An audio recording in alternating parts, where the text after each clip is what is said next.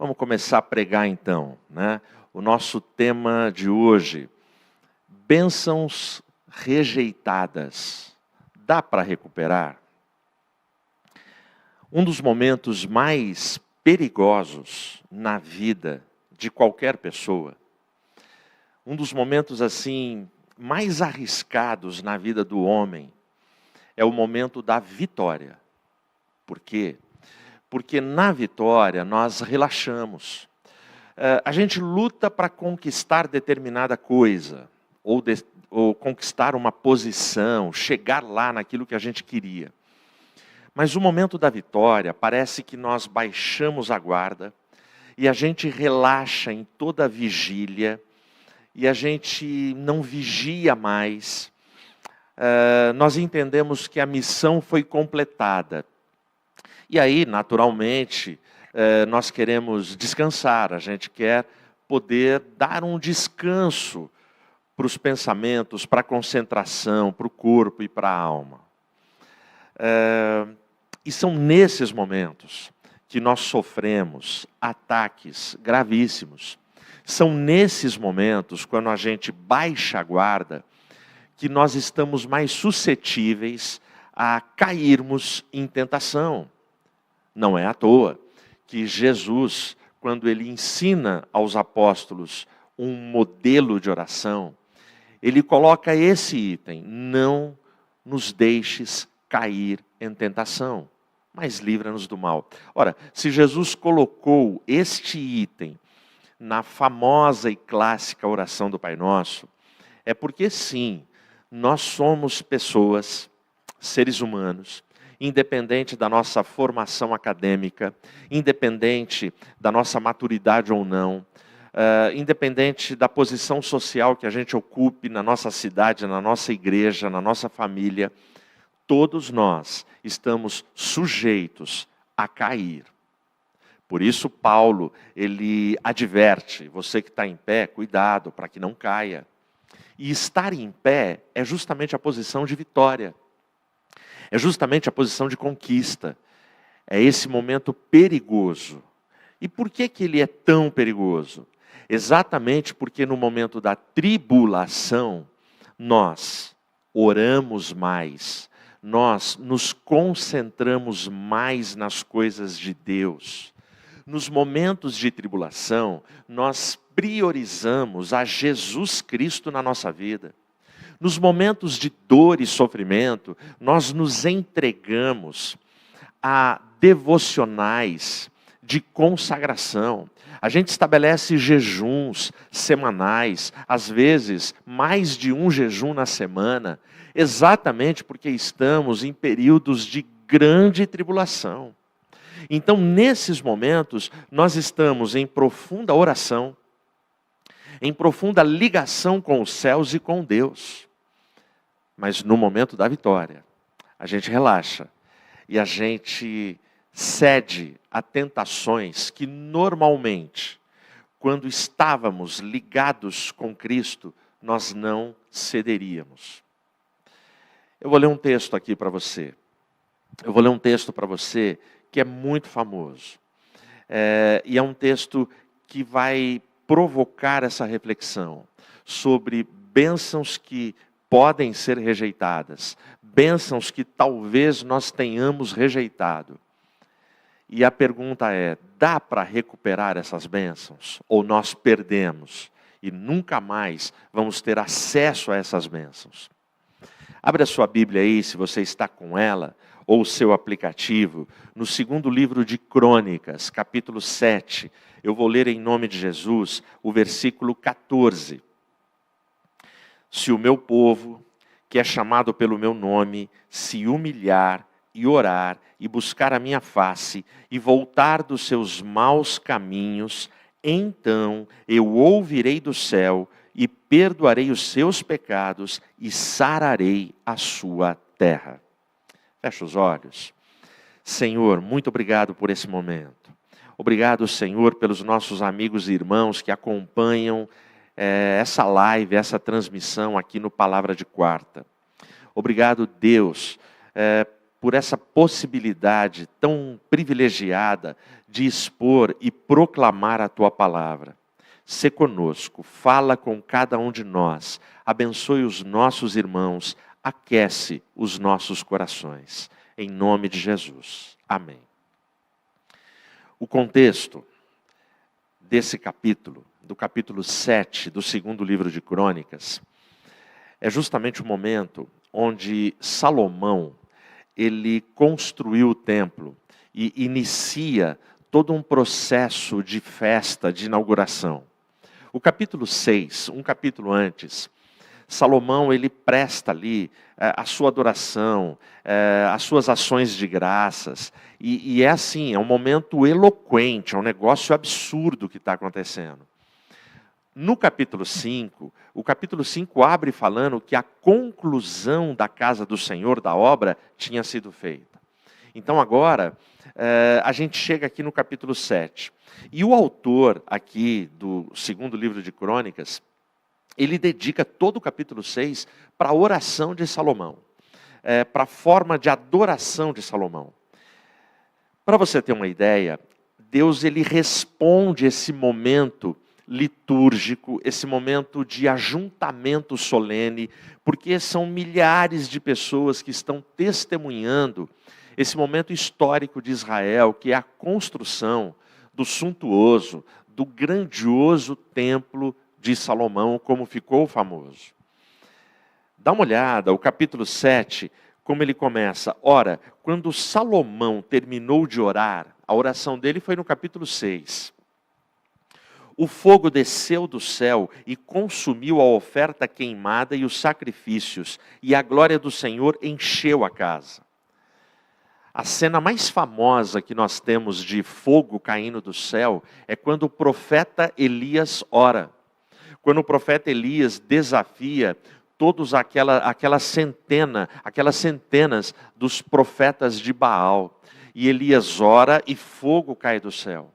E aqui a gente tem esse momento também assim sobrenatural, espetacular, no momento onde o templo está iniciando a sua história de adoração e de serviço a Deus. Ou seja, Salomão ele termina de orar, fogo desce do céu e consome todo o sacrifício e enche a casa com a glória do Senhor. Olha o versículo 2.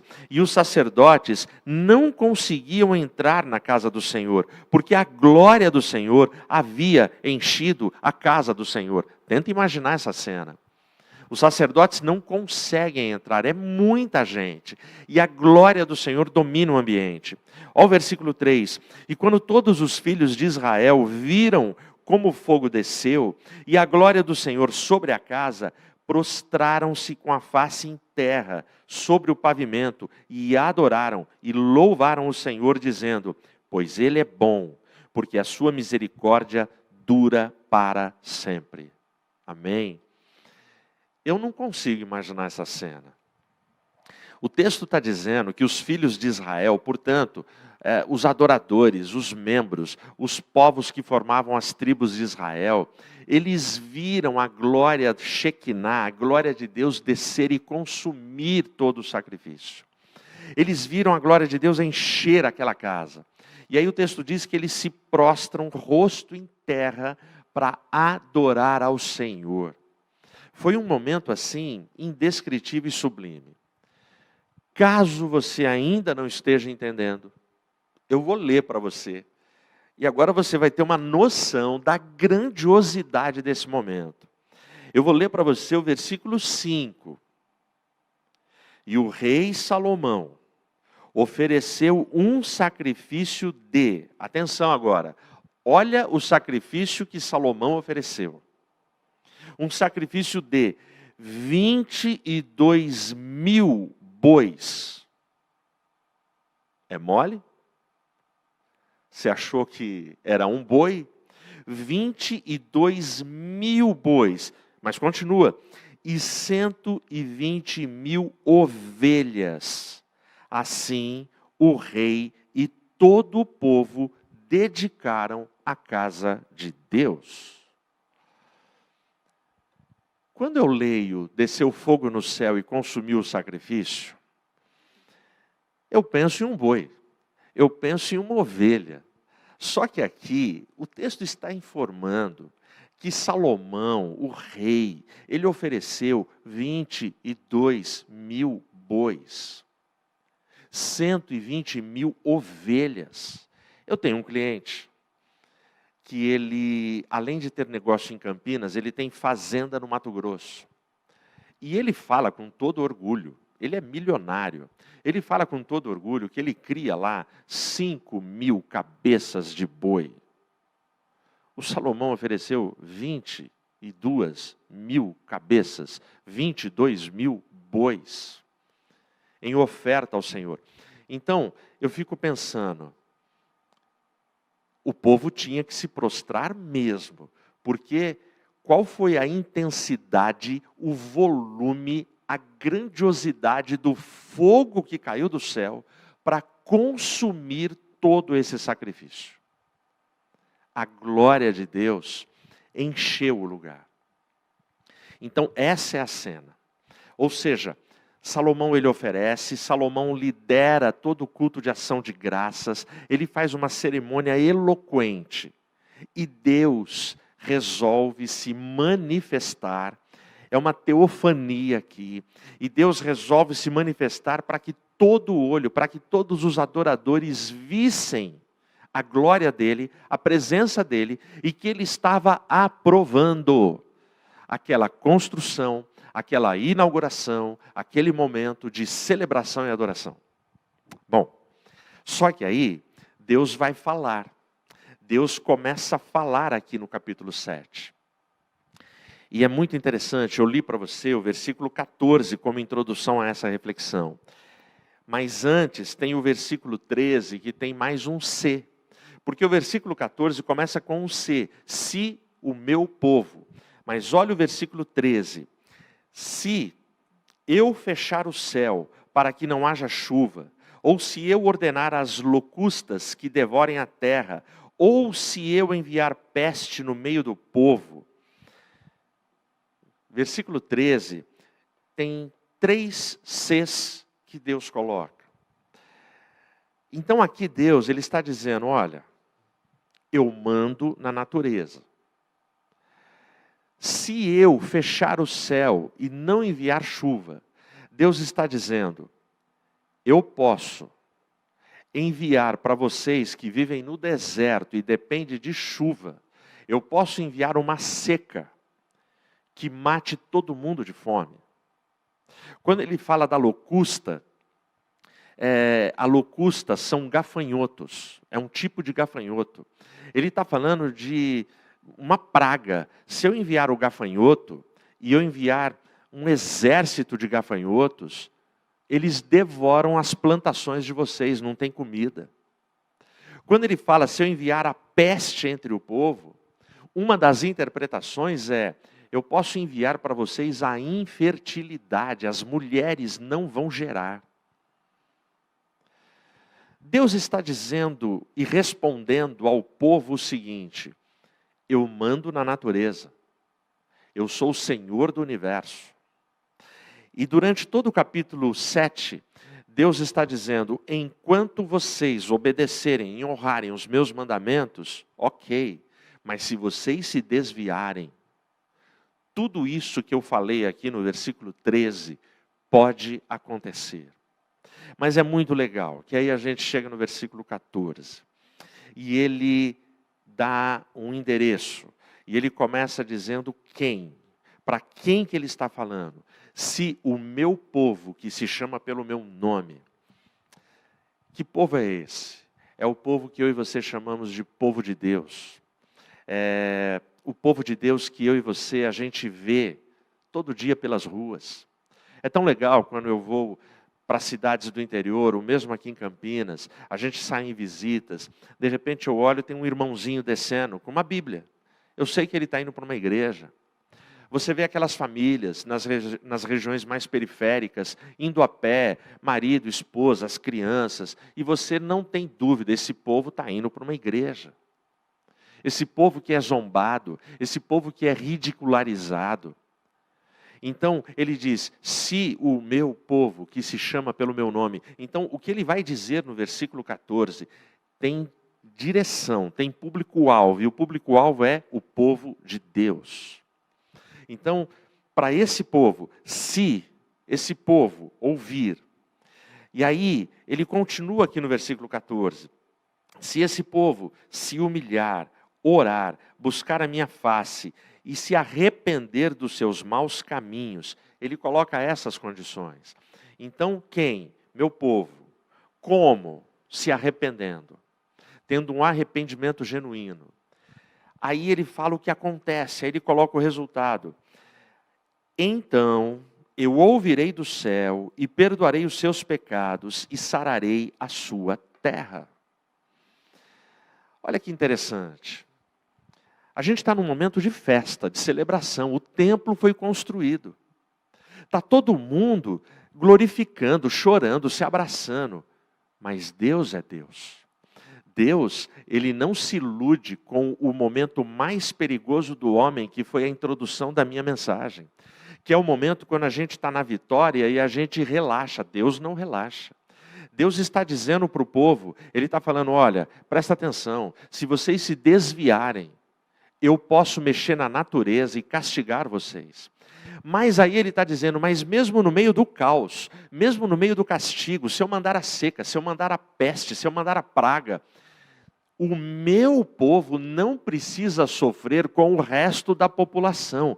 O meu povo, que se chama pelo meu nome, se ele se humilhar, se ele orar, se ele jejuar, se ele se converter dos seus maus caminhos, eu ouvirei do céu. E eu sararei a sua terra, eu abençoarei o meu povo. Aí você pode estar fazendo a seguinte pergunta agora.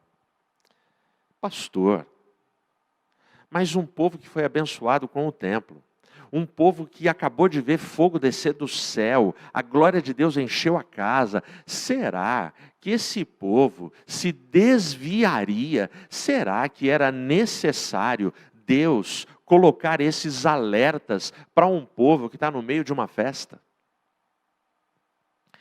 Deixa eu te responder em rápidas palavras. Se você é um leitor da Bíblia, e se você continua lendo todo o Velho Testamento, infelizmente a resposta é sim. Era muito necessário que Deus desse esse alerta para o povo dele. E eu vou caminhar um pouquinho mais com você. Sim, é necessário que Deus diga isso para mim e para você hoje. Porque nós, a exemplo do povo de Deus no passado, a gente também relaxa, a gente também rejeita as bênçãos que Deus quer nos dar, as bênçãos que Ele nos dá, e a gente perde. A gente perde exatamente como o povo no passado perdeu, porque a gente relaxa na vitória, relaxa na obediência, relaxa na prática da fé, e a gente se perde. Para que você não tenha dúvida de que o que eu estou falando e afirmando não é um palpite, no nosso caso fica ainda mais surpreendente. Porque lá, na inauguração do templo, Deus ele manifestou a glória dele enviando fogo do céu. Mas no nosso caso, meu e seu, não é fogo do céu que ele enviou. Ele enviou o seu Filho. Jesus entre nós, Jesus querendo abençoar, querendo amar, querendo ajudar, e o povo rejeitando a bênção. Eu vou ler para você, se você está com a sua Bíblia, vai lá no Evangelho de Mateus, capítulo 23, eu vou ler apenas o versículo 37. Olha a fala cheia de lamento de Jesus Cristo. Ó Jerusalém, Jerusalém, que matas os profetas e apedrejas os que te são enviados, quantas vezes eu quis ajuntar os teus filhos, como a galinha ajunta os seus pintinhos debaixo das asas, e tu não quiseste. Esse, para mim, é um dos textos assim mais tristes da Bíblia, quando a gente pensa na biografia de Jesus Cristo, homem andando entre nós. O Evangelho de Lucas, capítulo 19, versículo 41, diz que Jesus, quando ele olha a cidade, quando ele contempla Jerusalém, ele chora. E lá em Lucas 19, a palavra usada para choro é a palavra eklausen, que significa muito mais do que derramar algumas lágrimas. Significa alguém em profunda agonia por saber da dor do outro, do sofrimento do outro, da condenação do outro, e que o outro não aceita ajuda. É assim que Jesus chora. É assim que Jesus chora por Jerusalém. Jerusalém, Jerusalém, que maltrata, que apedrejas os profetas que tentam te ajudar, que querem o seu bem. Quantas vezes eu quis te ajuntar. Olha o que Jesus está falando. O que Jesus está falando nesse texto é: quantas vezes eu quis te abençoar, mas você não quis. Bênçãos que nós rejeitamos. Veja, Jesus está ali. No Evangelho, ele está presencial, visivelmente, acessível aos adoradores, às pessoas. Ele está se oferecendo. Ele é poderoso, ele é cheio de amor. E as pessoas não querem. Elas rejeitam. É inacreditável. É inacreditável que alguém rejeite o favor do Cristo. Mas se você olhar à sua volta, infelizmente até na sua própria comunidade de fé, você vai encontrar pessoas que rejeitam as bênçãos do Cristo. Eu não estou falando das bênçãos mais óbvias. Eu não estou falando do carro que você ora pedindo a Deus que você possa comprar. Lógico, a hora que você pode ter esse carro, você não rejeita. Eu não estou falando da casa. Eu não estou falando de bens materiais. Mas eu vou te dar alguns exemplos. O Espírito Santo vai no seu coração e fala assim: confesse o seu pecado, porque você não vai resistir conviver com este pecado escondido no seu coração e no seu peito. Quando o Espírito Santo fala isso na sua consciência, no seu coração, isso é bênção, porque a confissão traz cura, a confissão traz leveza para a alma. Às vezes o Espírito Santo vai falar para você, na sua consciência, você precisa liberar perdão para aquela pessoa que te ofendeu, para aquela pessoa que está te devendo, para aquela pessoa que arrasou com a sua família. Você precisa liberar perdão. Você não vai conseguir conviver sem perdoar. Perdoar é bênção. E muita gente está rejeitando essa bênção. A pessoa sabe que o certo é perdoar, mas ela fala: eu não consigo. O que a pessoa fez para mim não tem como perdoar. Não dá para perdoar. Será que não dá? Jesus numa cruz, ele dá esse exemplo máximo. Jesus, ele está morrendo, ele está sendo sacrificado numa morte horrorosa. Ninguém passou por aquilo que ele passou. Mas ele está na cruz dizendo: Pai, perdoa-lhes, eles não sabem o que estão fazendo. Paulo vai ser muito claro: a nossa luta não é contra carne ou sangue, mas contra principados e potestades. Nós não lutamos contra pessoas, nós lutamos contra o inferno. Portanto, existem bênçãos que a tua consciência está falando, mas você não consegue colocar em prática. E agradeça quando a consciência pesa, porque enquanto a consciência fala, significa que Deus ainda está falando com você. Porque aquela pessoa que já não pesa, e ela não está nem aí, caiu no mundão, e ela não tem nenhum problema em pecar, essa pessoa está muito distante do Evangelho, da palavra, e a gente vai ter que orar muito por essa pessoa. Outras bênçãos, o Espírito Santo fala nos teus pensamentos: evita aquele lugar. Não vai ali. Evita aquelas companhias, elas não são boas para você, vão te destruir.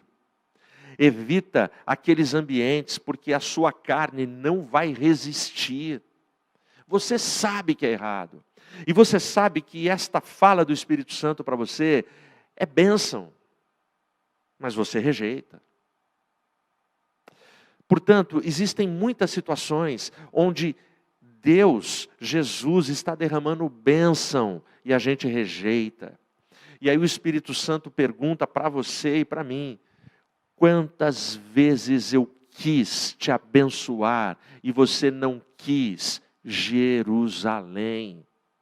Quantas vezes eu quis te abençoar e você não quis Ed? Você não quis. Coloca o seu nome. É isso que ele está perguntando.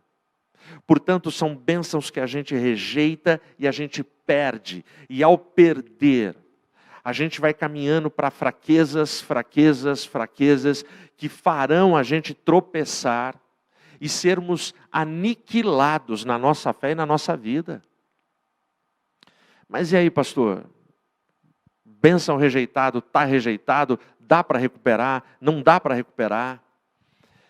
A continuação aqui do capítulo 23, o versículo 38 e a primeira parte do 39, vai dizer que isso está na mão de Deus, não tem como. Olha lá: eis que a vossa casa é deixada desolada, porque eu vos digo que desde agora não me vereis mais. O que Jesus está dizendo é assim: Jerusalém, Jerusalém, eu quis te ajudar e você não quis. Mas agora eu digo para vocês, a casa de vocês vai ficar desolada. Vocês vão ficar na solidão, abandonados, não tem ninguém para ajudar. E vocês nunca mais me verão.